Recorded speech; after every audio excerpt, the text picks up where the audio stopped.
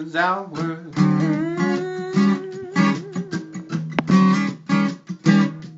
Inwards, outwards.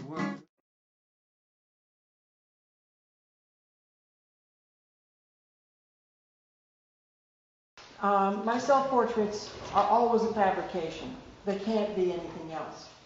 Usually they're coupled with a personal insight as to the form or color or line. And the lines tend to be counterintuitive, to push the viewer into a different place or understanding. When I write about myself, time passes in the story, and I look inward and try to enhance a memory, not replicate the memory, but observe it, and then describe what I see, where people stood or sat, what they said or did not say, what happened. There's a passage of time. When COVID first came and suddenly we were in our houses, not going out really for any reason at all, we were sort of stuck. I was wondering what was going to be next. That is when I began to draw and paint again on my photographs and on blank paper, and then I would cut it all up and make a collage, and then I would draw on that too. Then I restarted my interest in the human form, and the only human form I had was my own, because we were all isolated. So I played with my feet, my shadows, my reflections, my hands, my face, my eyes. I had a very good printer, lots of matte paper, lots of markers, paintbrushes, and colors, watercolor and acrylics.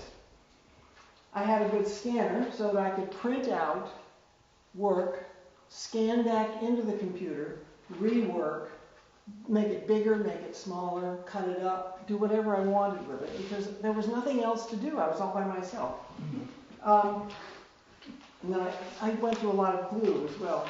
I realized that all that matters is to play with a light touch, knowing that nothing is permanent. Everything can be amended and enhanced. Size is impermanent, colors change, and my face became the raw material. This one, I'm riding a ferry in Casco Bay in 2020, going out to one of those islands. Everyone on the ferry was masked, and we were socially distant from each other. And when you ride a ferry, the currents just go all over the place. I always rode outside on the decks. The sun and the winds gave new sights in every ride. This selfie got my attention because my hair was standing up. And the gray was so different from the brown. The gray and the silver were dramatized by me, as were my eyes. The fabrics, the wrinkles, the hair. Nothing is flat or still. This one is a couple of weeks ago. The wind was roiling up my hair. I got wet coming in here, but my hair is kind of fluffy and light. This one's from a couple of weeks ago, and the wind was just crazy. My hair is fine and straight and slippery. It's lightweight, so it stands up easily in the wind. In color, this was very boring. But then when I printed it in black and white, suddenly it gained depth. I marked the wrinkles and the lines around my eyes and around my mouth, and the hair. And then I blued the eye. Because I have blue eyes, so I've always messed around with eyes. And then I really liked it. So I thought, I'll sign my name in blue. So I signed my name in blue as well. And then, this is a full body self-portrait. All right? I staged this one by polishing the hubcap of a Peterbilt road tractor. That's a big tractor, big road warrior, on a snowy and icy overcast day. Then I polished the lug nuts. And I found my figure in the middle. And then I blotted out some things and stressed others. I call this work that I do enhancement. I just enhance my photographs. I have thousands and thousands of them. So self-portraits are a fascinating fiction for an artist. It's a toy, it's a figure, colors, shapes, and familiar characteristics. I can recognize myself. I can pick myself out of a lineup now because I really have gotten to be quite familiar with what I look like. And I haven't cut an ear off yet, but that may be coming. Anyway, the best is yet to come. Yeah.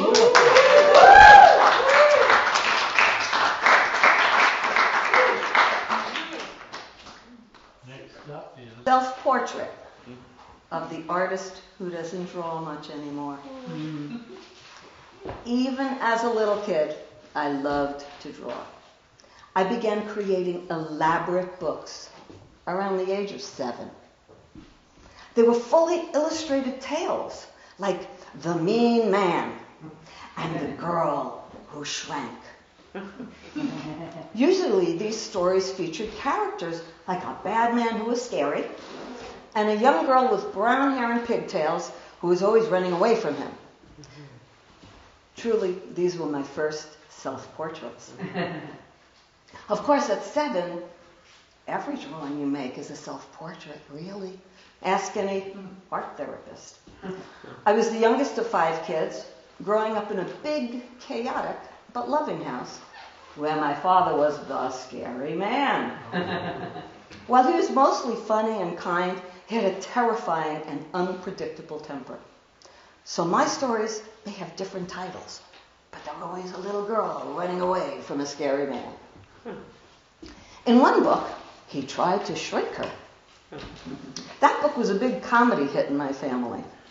That's because while my drawings were way above my age bracket, I didn't know how to spell the word shrunk. The whole book revolved around a little girl who had been shrieked by the bad man.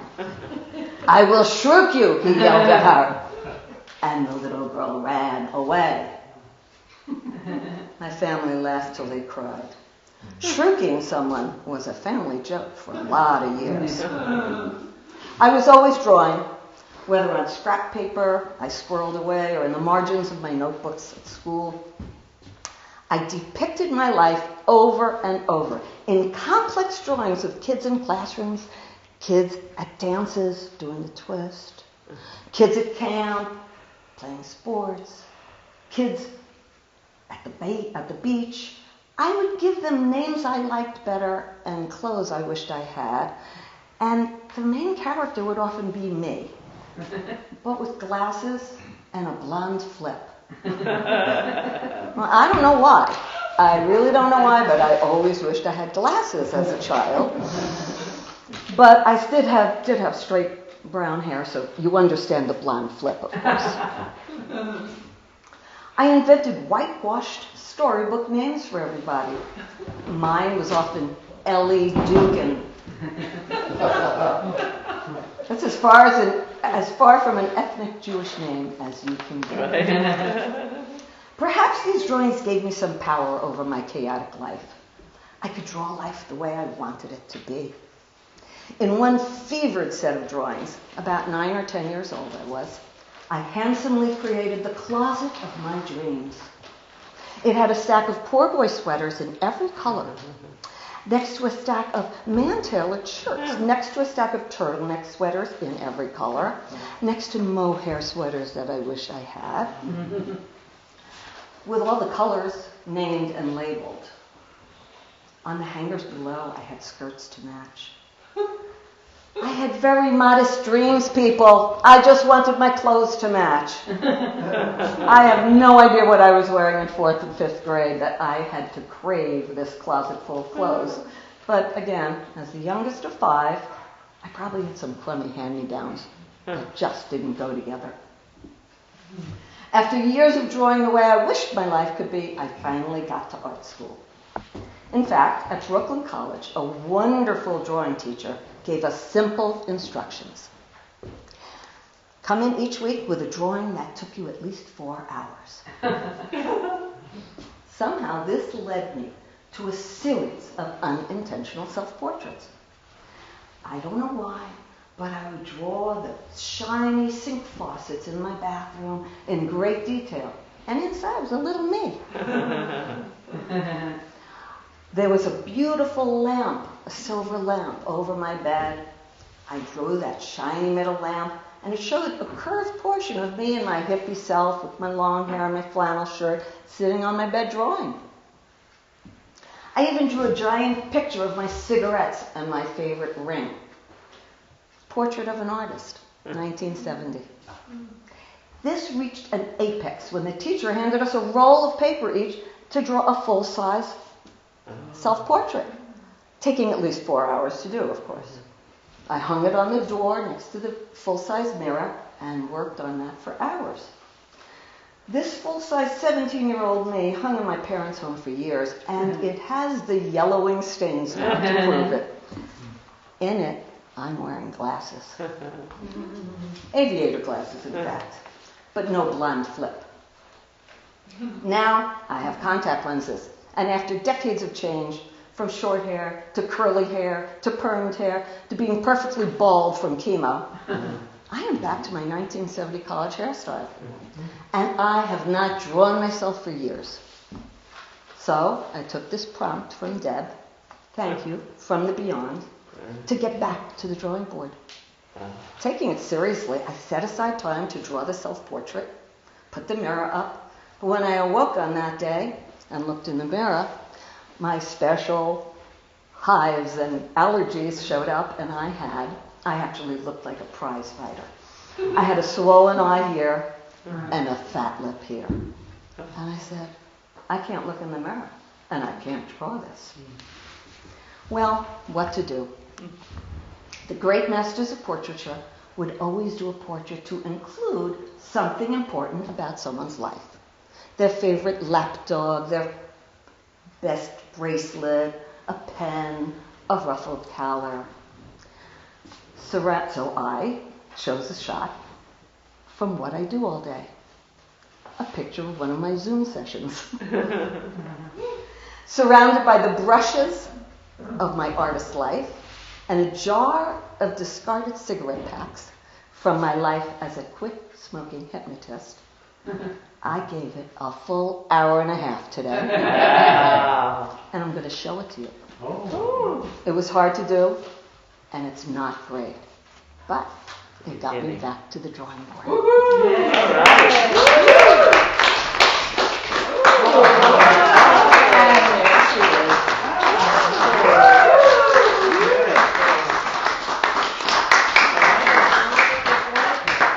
And Paul knows I suffered. And she was in meetings in advertising. She would doodle as presentations were being made. And at the end of the meeting, people who saw her doodle would ask her for all those doodles. And so I'm glad your self-portrait wasn't a doodle. It's wonderful. an hour and a half. I was thinking, self-portrait, God, that's really an exercise in ego, or could be. So I had something on my dresser, a poem that somebody who was dear to us, and still is, Lee Schwartz, wrote about me. She actually said it better than I probably could. So I'm going to read that to you. Let me get my glasses here. Oh, they are. That tells you something about me. Wild and crazy guy you are. Eyes sheepdogging everything, blue and swirling Van Gogh's sky. Hands and head all whirling dervish. A colorful male bird in a house of women. Ascots, Natalie in pocket. Blazer taming the bulls. Cooking wild and crazy dishes, Burma to Paraguay. Renaissance man, bending light, pearly and rough, eager to direct, repurpose the muse. To words on paper, pastiche in a pan, drywall to castle, art in a frame. You are moving into the grand finale. Just like Elvis, your hips still wiggle. You've still got your backup singers. and you're still in the room.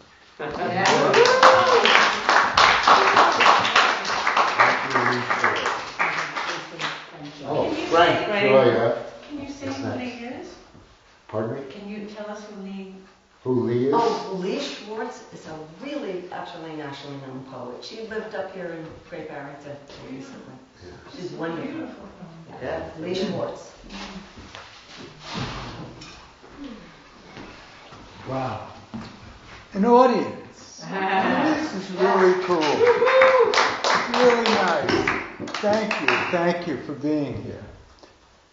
So I'm Frank, Hi, Frank.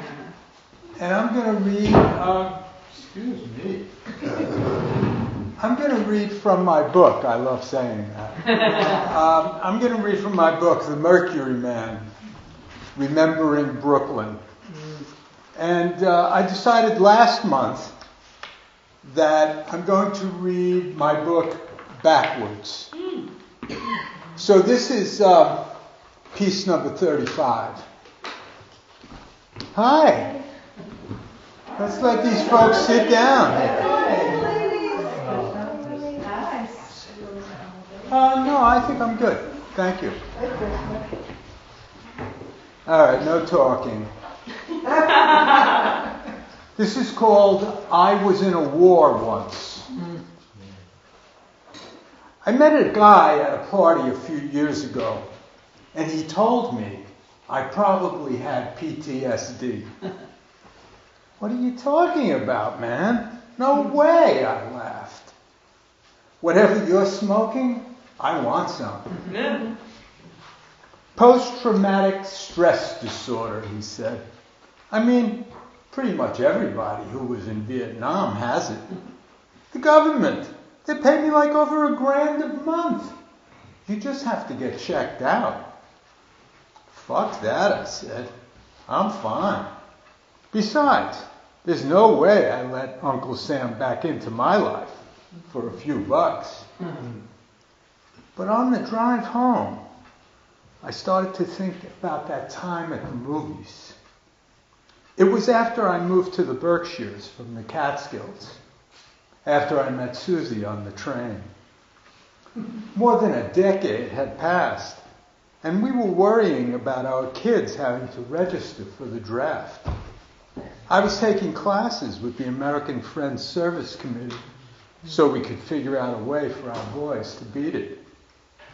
We went to see Born on the 4th of July at the Mahawi. The old heating system chugging along, trying but failing to raise the temperature a degree or two. I spent a year in Vietnam as a 20-year-old while I was still a boy. Coming home, no longer a boy. Getting out just as the Gulf of Tonkin episode turned into an excuse to fight a real war. I can still see the general in the mess hall, his chest covered with campaign ribbons and flashing lots of shiny brass. For me, it was still a country club war then, cooking Italian food in the company kitchen, getting high with Billy, and spending long Saturdays with Jackie in her room. But my most searing memory, the thing I'll never forget, was the body bags, lying on the ground, tagged, and waiting to be shipped home. The fear of flying horizontal. I don't go to the movies much. The smell of make-believe butter on designer popcorn makes me nauseous. I was sitting there, hugging myself, trying to get warm, when I felt my chest tighten. I couldn't breathe. I was still a young man, only 47, but I thought I was having a heart attack. A few seconds later, I was running down the steep, narrow stairs to the men's room, sitting on the toilet and crying my eyes out, not knowing why. It happened again a few months later. I was driving across the Hudson, listening to NPR. It was 1990. the first Iraq War. Saddam had invaded Kuwait, and Poppy Bush had sent troops to the Middle East. There was a report about soldiers fighting the oil fires, how the intense heat was scarring their lungs, shortening their lives. First I teared up, and in no time I was bawling. I started to write this piece on December 18th, 2016, a day after seeing an obit in the Berkshire Eagle. The deceased guy had been in Vietnam. They said he tried to protect the Vietnamese from the horror at My Lai, when on March 16th, 1968, at least 300 men, women, and children had been massacred by U.S. forces. The tears started to run down my face. Now the military patrols our southern border to protect us from the brown people trying to escape a different kind of war. Last month, I wrote a piece about coming home from Vietnam, how I conned some hick private into believing I was married so I could live off base. In this story, I was young Frankie again, a Brooklyn tough guy. I started to tell the story to Susie, and the tears just flowed. Mm-hmm. The men in my family only cried at funerals, so I'm not sure when I received that gift. I'm not a tough guy anymore. It's hard sometimes, but to be able to feel pain also allows me to feel joy.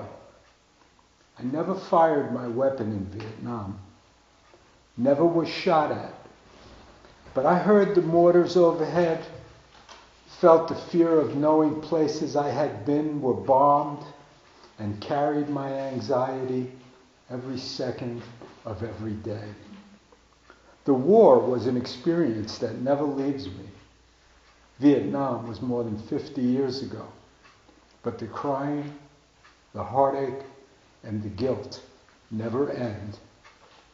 I never know when grief might decide to pay me a visit. I am not a blank page.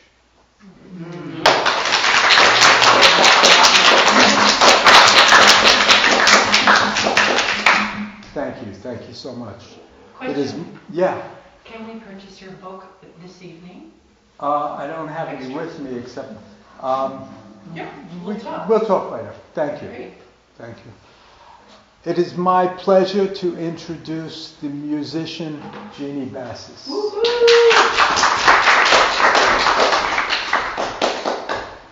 I like that because I'm carrying the guitar and I wrote a song somehow that makes me a musician.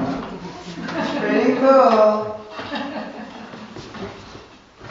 Alright, I'm going to take this off. So hi everybody. Hey.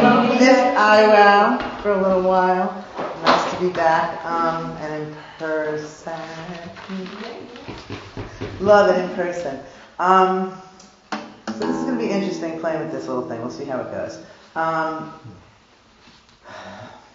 So I just came back, well actually a week ago now, from Colorado. We celebrated my mom's 95th birthday. Ooh. And I put a video of me singing this song to her when we celebrated her birthday last week. And so it's on my Facebook page if anybody wants to look at that. But this is the song, and it's really catchy and really singable, and I like it when you all sing with me. Also, I'm wearing polka dots for Deb. This is my mom's shirt. She gave it to me, and I was like, oh, I know, I'm going to wear that. Polka dots for Deb. So, my water bottle's way over there. Can I do this? Yeah, I can do this. All right. My mom's having a birthday. This is your part. My mom's having a birthday. She's 95 years young. Think you can try that? Here we go. My mom's having a birthday. My mom's having a birthday. She's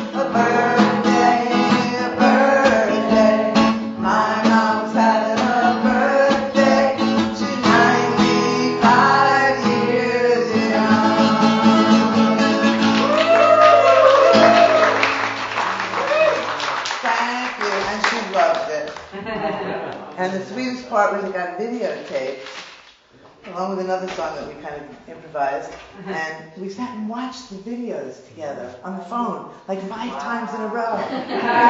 Modern, and every time she sang along, and every time she was like a little kid all excited.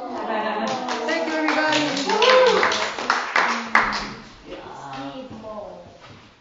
Oh, Steve Moe, yeah. Steve, sorry, Steve. I was still trying to remember to introduce you.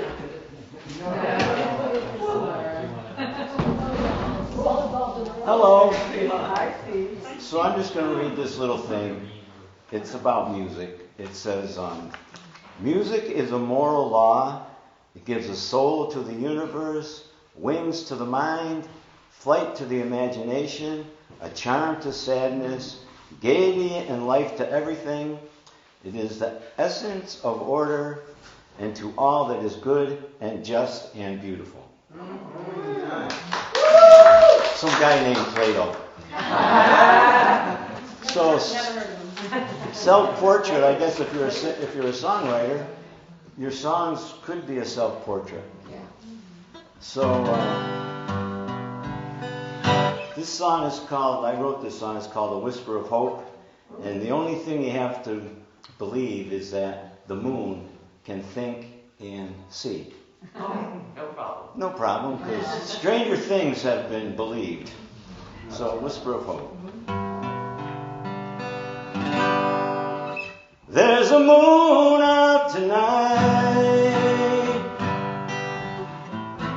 looking for 2 lovers to wish upon this shining light. Yes, that's all he needs to help him on his way, is a whisper of hope for a peaceful day. You don't need no diamond rings, you don't need no fancy things, sure don't need a set of brand new threads,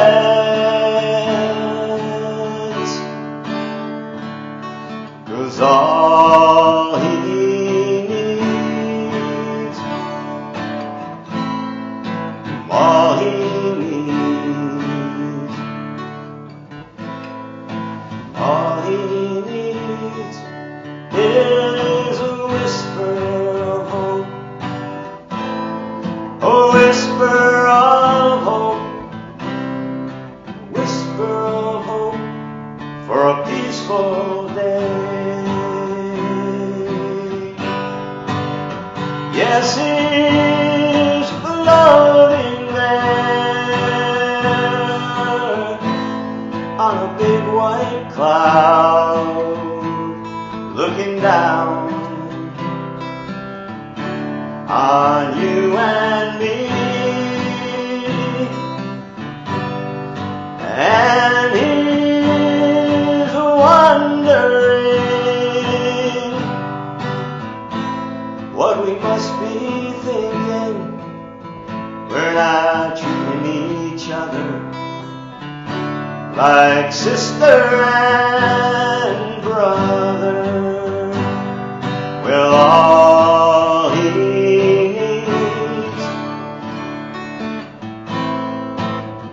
all he needs, all he needs is a whisper of hope, a whisper of hope, whisper of hope to see him through. So when you're looking up at that silent moon, just imagine you're at peace. And when you're looking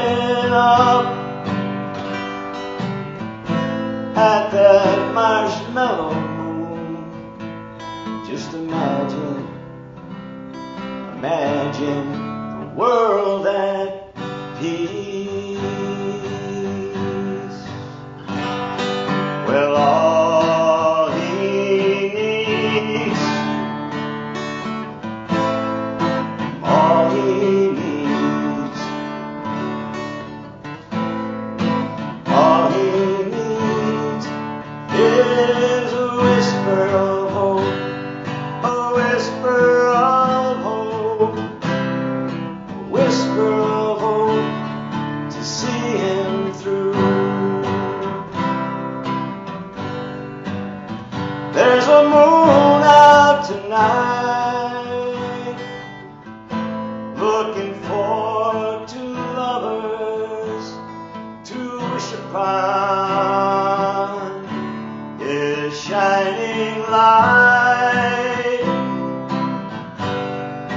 Yes, that's all he needs to help him on his way, is a whisper of hope for a peaceful day.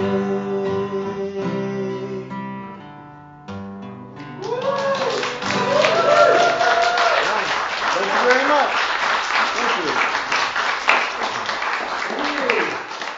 Oh, Susie Kaufman. All right.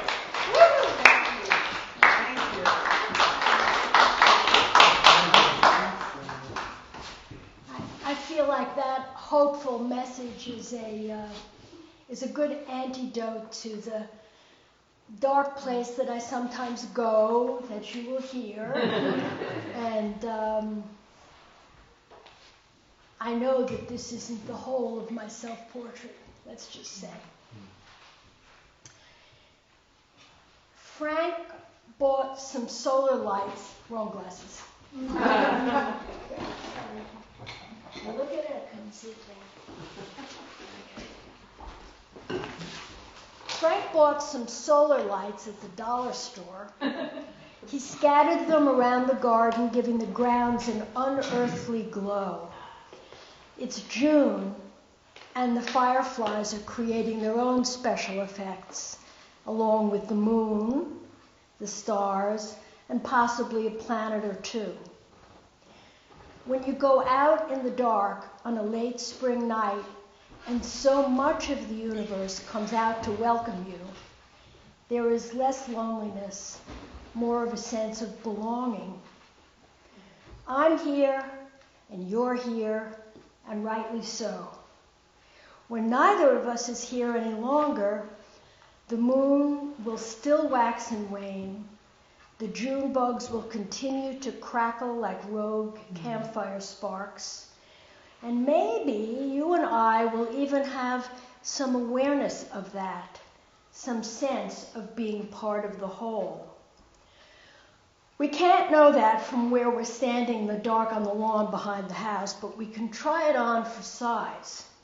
Anything we can do in these frightening times to feel less separate, less disaffected, is worth a shot. Only connect, E.M. Forster famously wrote. Connect with the natural world, with your ancestral history, with one another. But just now, the screw is loose. The rope that holds things together has become perilously frayed, and we are untethered, unraveled. We have all been dumped out of the plane without a functioning parachute.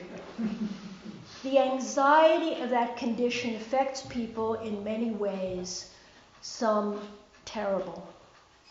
People adopt strange cultic practices and anesthetize themselves with chemicals, but also with various diversionary tactics like buying things they don't need and the nightly cuddling up to television.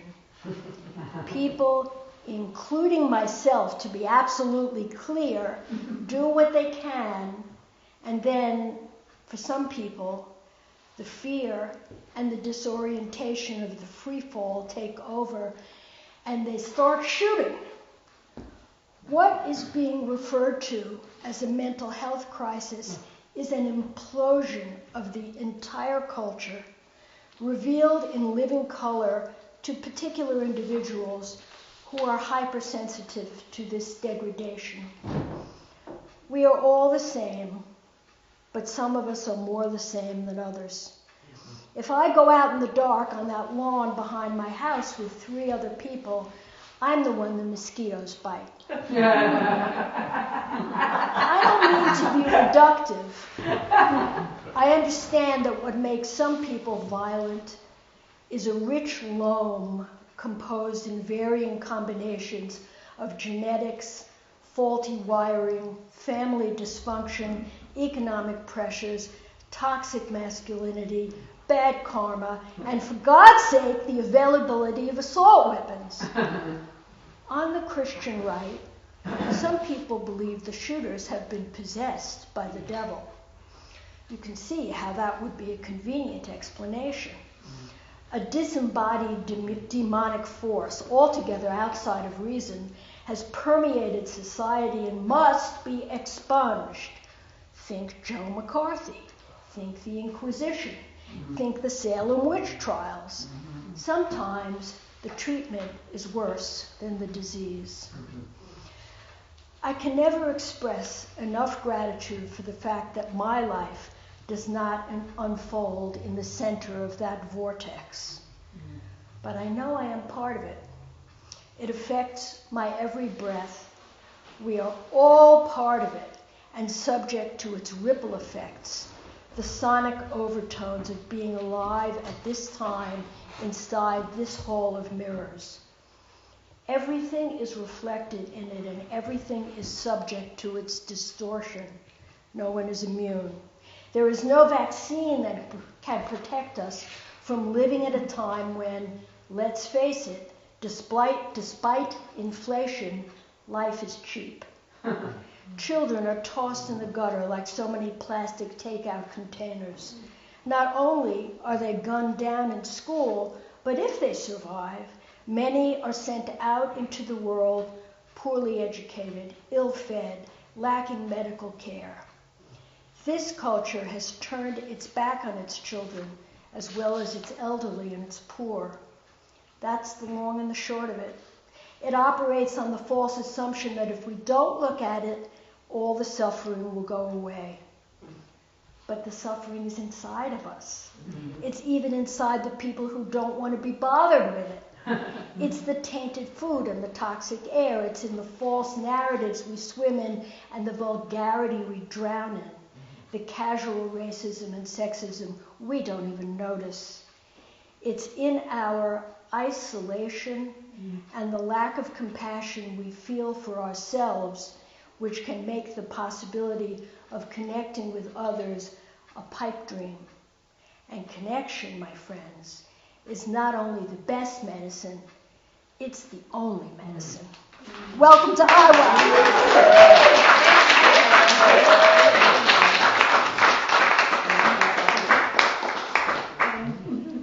Each Iowa, I thought, oh, should I?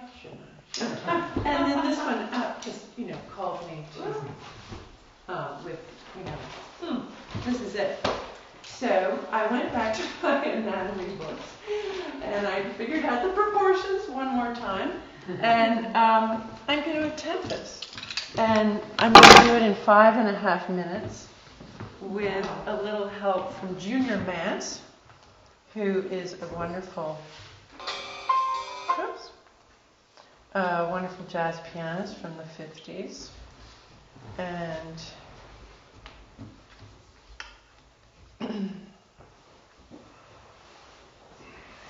you're going to hear some.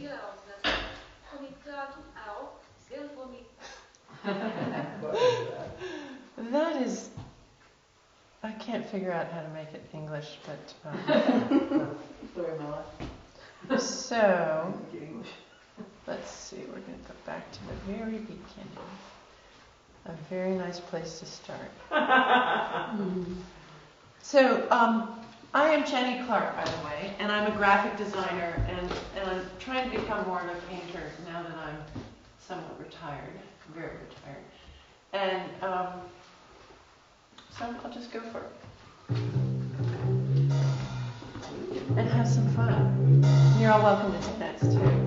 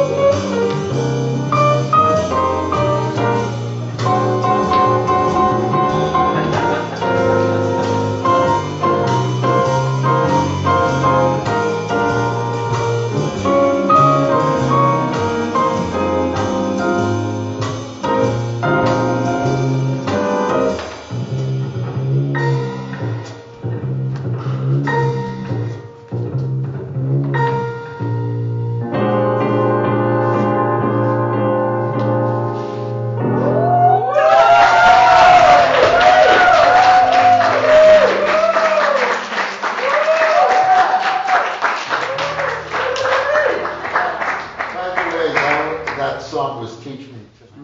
Wow, this place is nice. Nice choice. Great ambiance. I'll just sit on this side here and let me just put my phone right here so we can check the app if we need help. Your face tells me you don't like apps, but that's how we found each other. So how about I just put it on the napkin? So not to boss the situation, but maybe we can start right in. It says, introduce yourself, a quick self-portrait. But maybe we should maybe order drinks first. Sorry, do you drink? I'm fine either way. I'm not AA or anything. Not that I admire it if you were trying to, stop or slow down. Cripes, I know I am. Hello, I'm Maria. I am Marla. I am an alcoholic. Hello, Marla. Right. And I am Ted, obviously. Okay, so maybe we should do the self-portrait bit over dinner, or now. I mean, of course, it's up to you, being the gal, or however you go. I mean, I go as a guy. I think I said that on the app. Non-binary female. The female part I get, I assume. I can even hope I get. Bad joke. Compliment. I hope you see. Okay, so I am a male. Do I need to say that? It was clear on the app. Oh, yeah. The app says, ask for pronouns. Not sure what that is. I use they, them, and you use the usual for guys. He, him. Well, okay. They, them, over to you. Do a self-portrait. I mean, if you feel like it. Or let me just quick get us going. I was born in Syracuse in 1981. I liked it until my friends started to, get into stuff like at 13, usual stuff, shoplifting at the malls a bit, and then the hotels downtown just a bit. How about you? What's your work? The app didn't say. Or you know what? Forget jobs. Overrated. Where did you go to college? Or no, I'm not saying you did, but if you did, where would it be? Or what was your major? Let's say. Don't need to pummel you with questions. I'm just a very curious guy. Good listener, my ex used to say, but she didn't listen to me when I said, "That's it." You know how sometimes you just break and have to leave, or you'll do something you'll regret. Ever do that? Once or twice. I was put away for it. Ex-husband, very ex.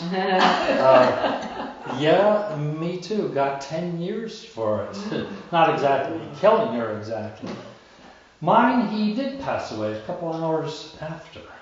In bed? Don't tell me, TMI. Me, it was in a boat up on the lake. Bad place to get crazy, you might say, but it was 2 a.m., October. Good planning for the most part.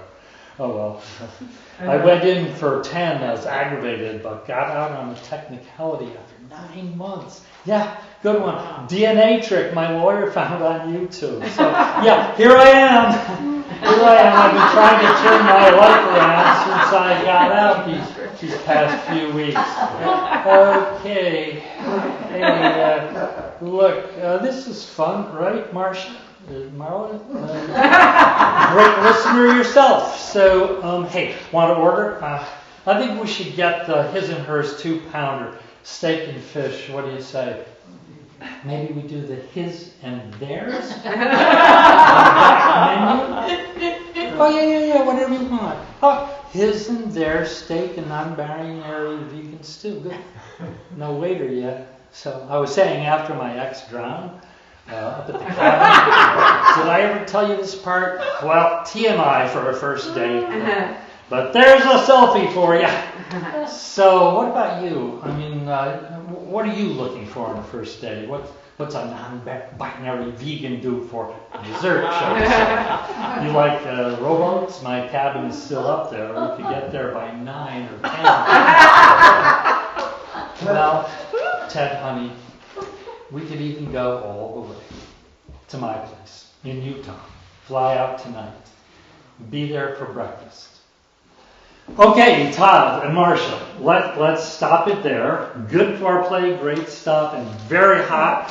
So before it cools, take the soapy shower like we do each week. And you know what? I have a slot open in 2 hours and would love to hear how it went. I'll send you the Zoom link. And Marcia, as always, don't try to go all the way, and I don't mean Utah, right? See you at 4.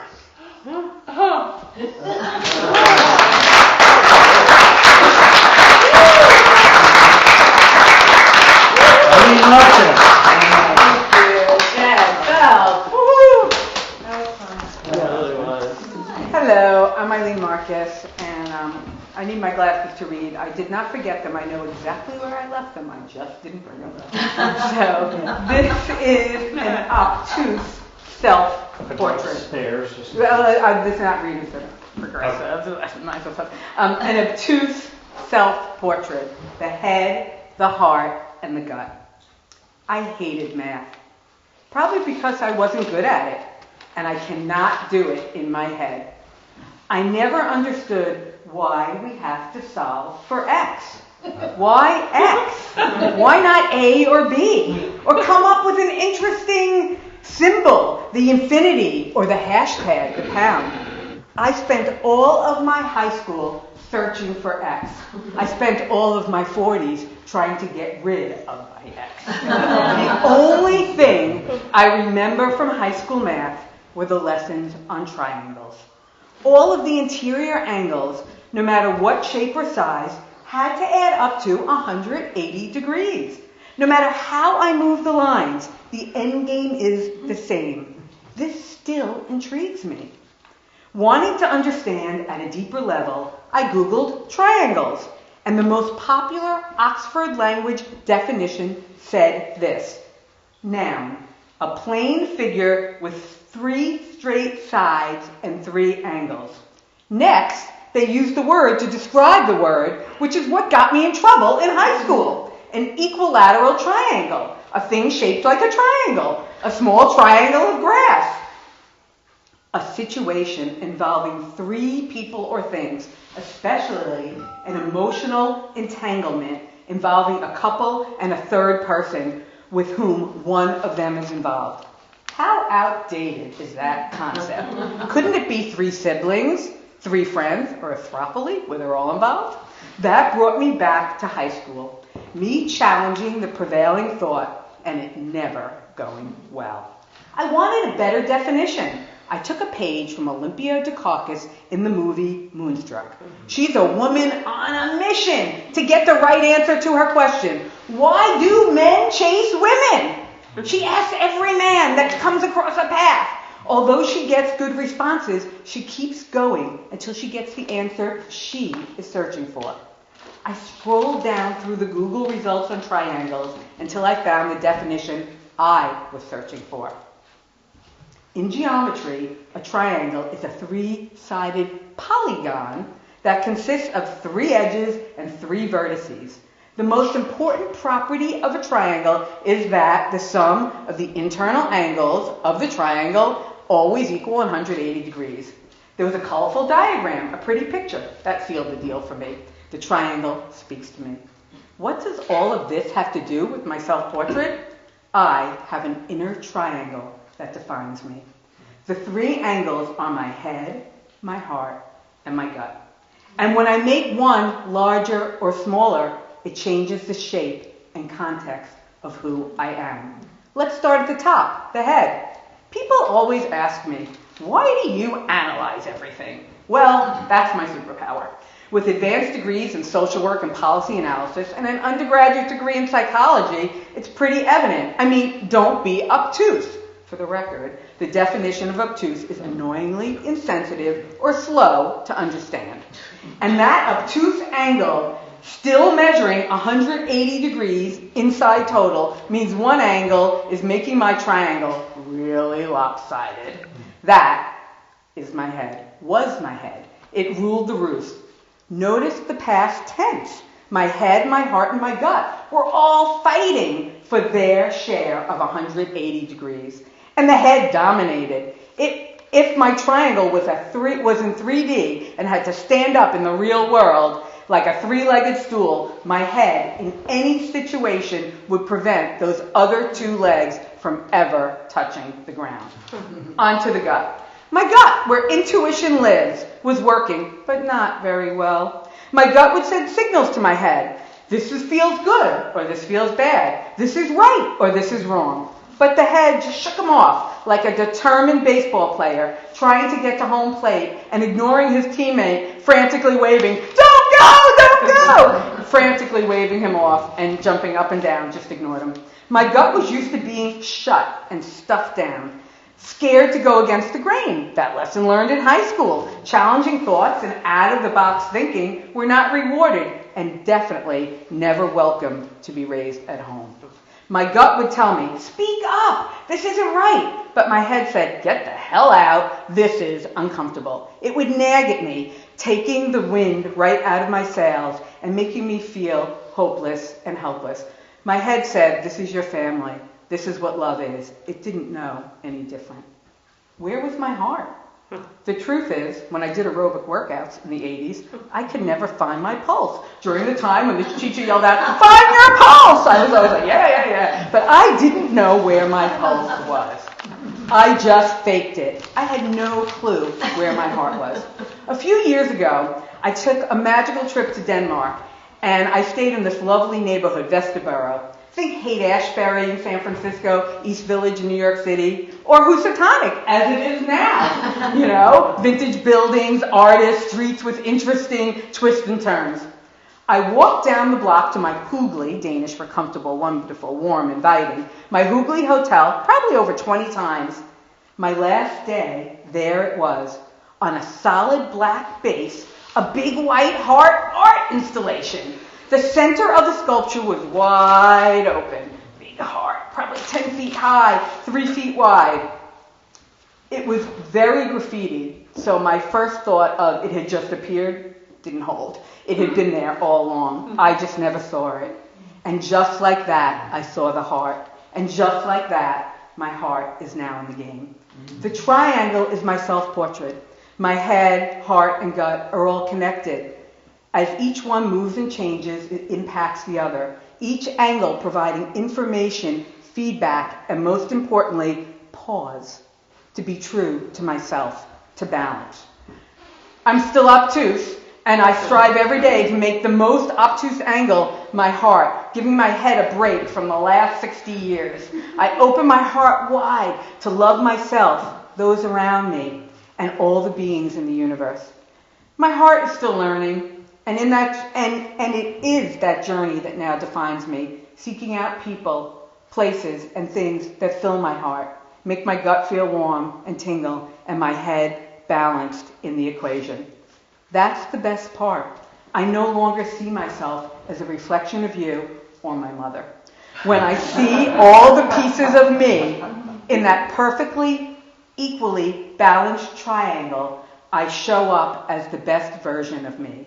That is when I am truly seen. And I have a graphic.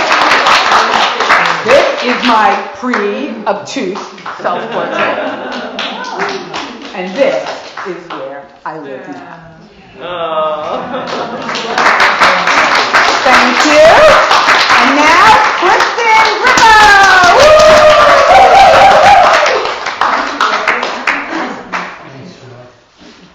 Hi, sorry I was late. Ted, do you want your glasses back?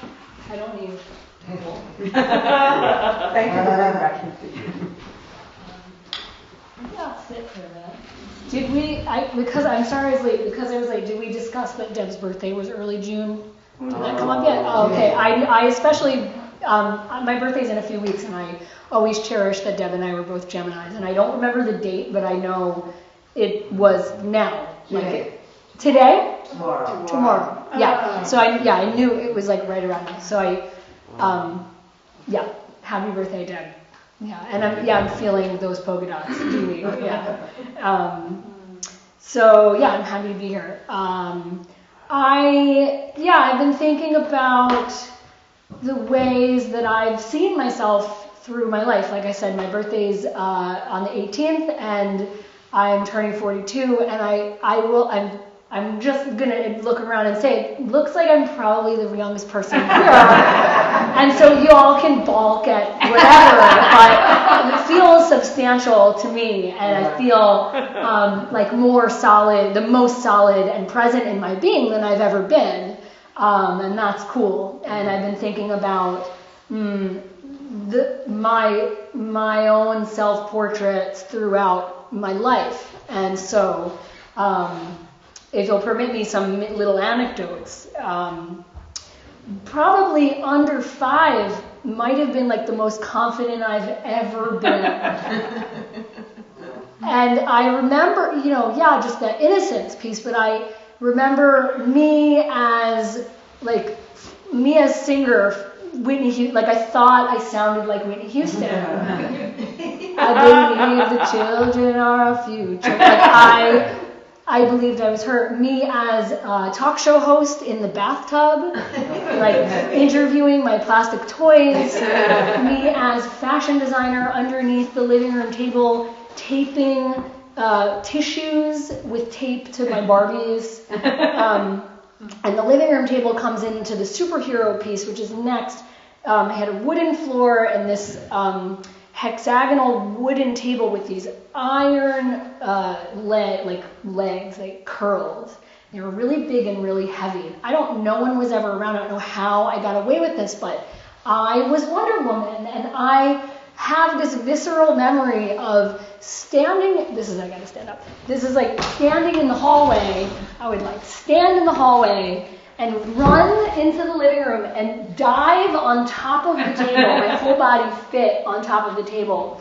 And somehow I would manipulate the table to make it spin, which is bonkers. Like, I don't know what it did to the wooden floor with the metal, the iron legs. But I remember like spinning and rocking the whole table around, and that's what transformed me into Wonder Woman, obviously. So that was me. And then, I had a best friend whose mom was like my Jewish mom, like my other mom, who I spent a lot of time with. And I remember being in the back of their minivan in the 80s. And one day I was in the back, like belting out Whitney Houston, and I just heard Jerry chuckle. And I don't know what she meant by it, but she might have actually even said like, "Oh yeah, Chris, you really sound like Whitney Houston." And there you go. There was quite a few notches down on the self-portrait. Like, oh wait, I don't. What? It wasn't possible, but it was. And then there was like this sort of slow descent into like feeling weird, like the glasses and the big teeth, and the societal overlay of the suburban Long Island universe.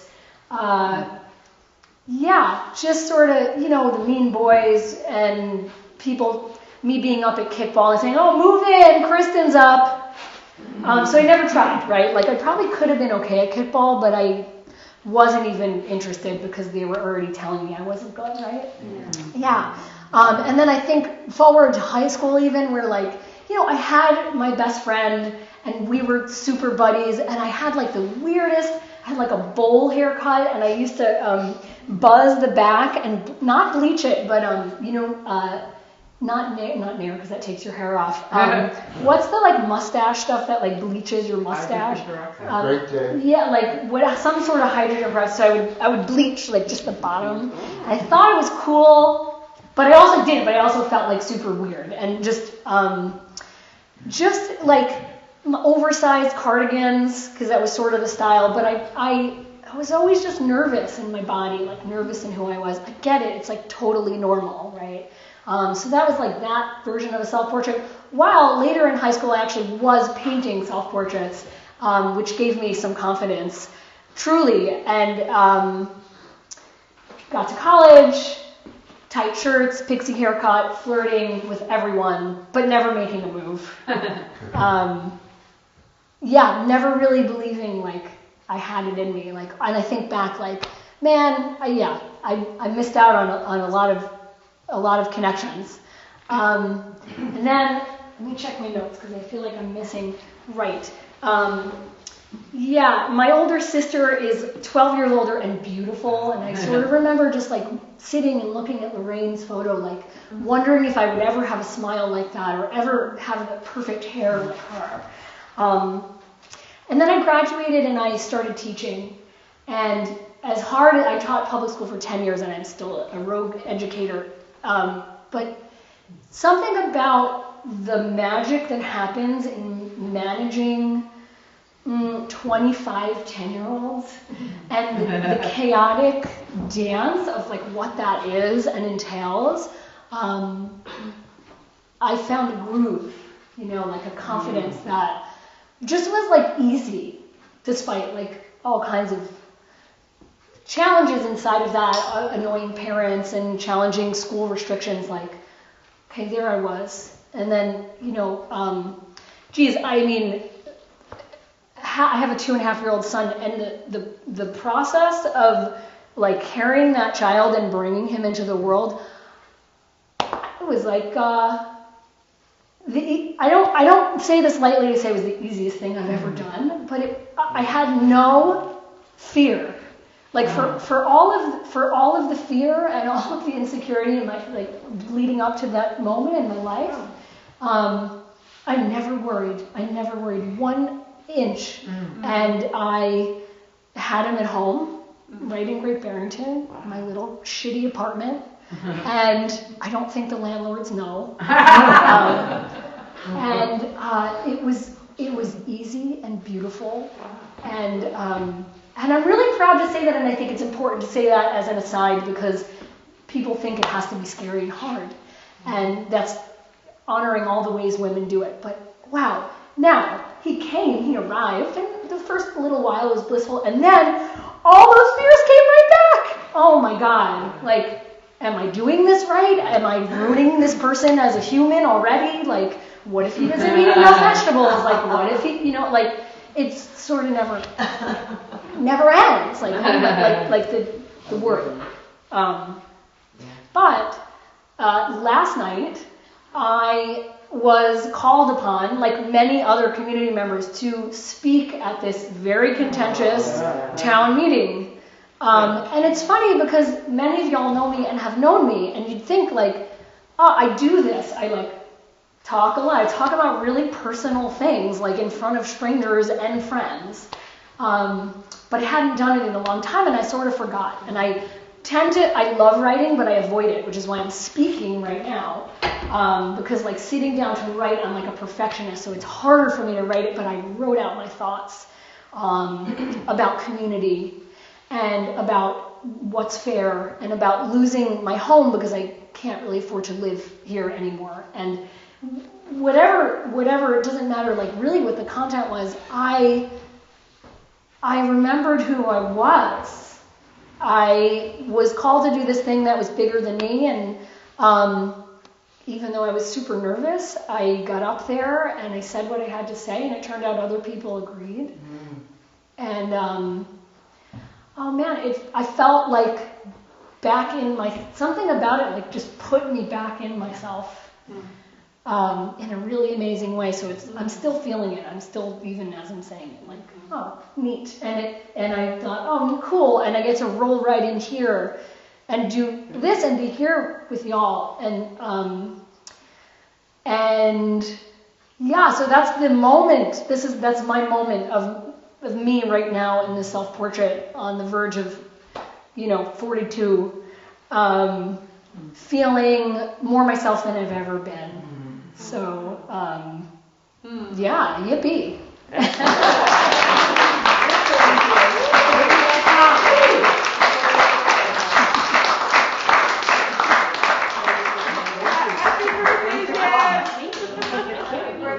Happy birthday, Dad. Should we invite inwards, outwards?